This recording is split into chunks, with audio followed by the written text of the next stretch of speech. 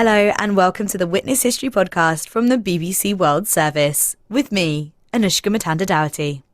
It's the 12th of September 2010, and inside Los Angeles Nokia Theatre, Hollywood's glitterati have assembled for the MTV Video Music Awards. There is stiff competition for Video of the Year. Everyone from Jay-Z to Justin Bieber are in the running for the biggest prize of the night. But it is an Italian-American singer who claims the coveted Moon Man trophy for her hit record, Bad Romance. Some know her as Stephanie Germanotta, but most know her as Lady Gaga.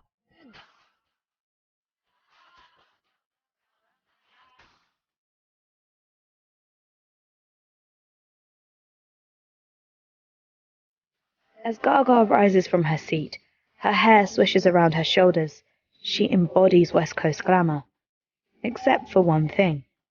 Her petite frame has been draped in thinly sliced cuts of beef. I think a lot of the fear of mine was the weight of it, because I think she wore about like 60 pounds. Like, you can't kind of have that hang off the shoulders. So I wanted her to be comfortable, but still look like a giant slab of meat. That's Frank Fernandez, the man behind the meat dress. He's the one responsible for designing Gaga's fleshy frock. But how did he get the extraordinary idea in the first place? Nicola Formichetti was their stylist at the time, is their stylist. And at first he just wanted a purse made of meat. And he wanted it to kind of look like quilted, like a Chanel purse. And somewhere within those emails, we suggested, like, let's just do a full dress. And, we were like, okay. Now, most designers would probably be put off by the prospect of working with raw meat, but Frank felt it came naturally. In fact, it was in his blood. I'm Argentinian, so most of our dishes are essentially just red meat. So we have a very close relationship with butchers. So literally I went to my family butcher, told them that I was going to sew meat as if it was fabric, and they were like, oh, then you wanted to use this cut, that cut. It was very straightforward. I even consulted my mother and father, and they were like, yeah, you want to use that cut. It's the best one because it's not bloody, it's more greasy.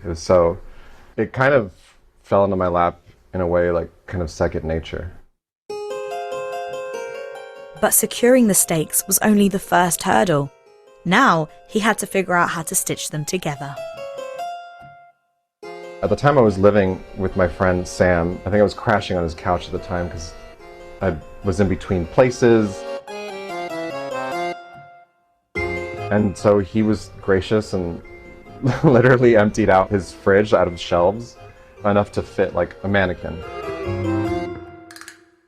So we kind of worked in and out of there. Like, while my assistant sewed it on the body, I was kind of making the train, so then we would connect the two eventually. But it's fun. It's like kind of, because it's so tactile and cold and it feels wrong, so it's fun to do. It smelled like a butcher shop, so I think it was just a sweeter smell. I mean, even Gaga said it smelled good. There's like a serial killer energy to it, because you're just like pulling apart flesh, sewing it back together. So it's got like a horror movie energy to it. After making his meaty masterpiece, Frank put the dress in the biggest icebox he could find and took it to the most glamorous event of the season, the VMAs.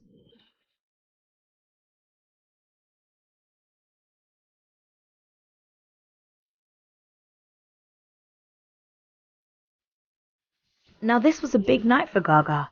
She was planning on announcing the title of her second album, and her outfits needed to match her darker, more daring direction.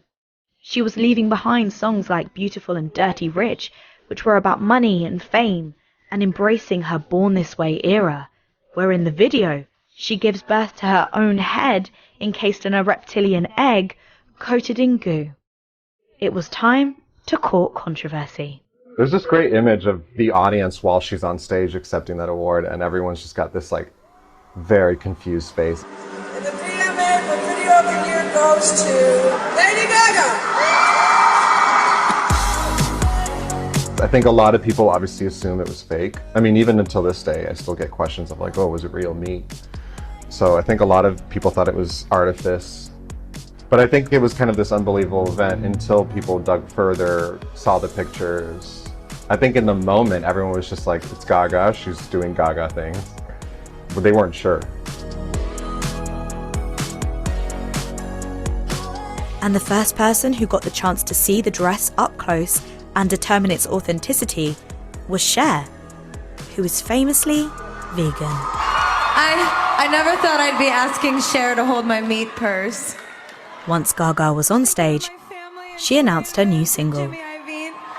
And I promised if I won this tonight, I'd announce the name of my new record. It's called Born This Way. I'm beautiful in my way, 'cause God makes no mistakes. I'm on the right track, baby, I was born this way.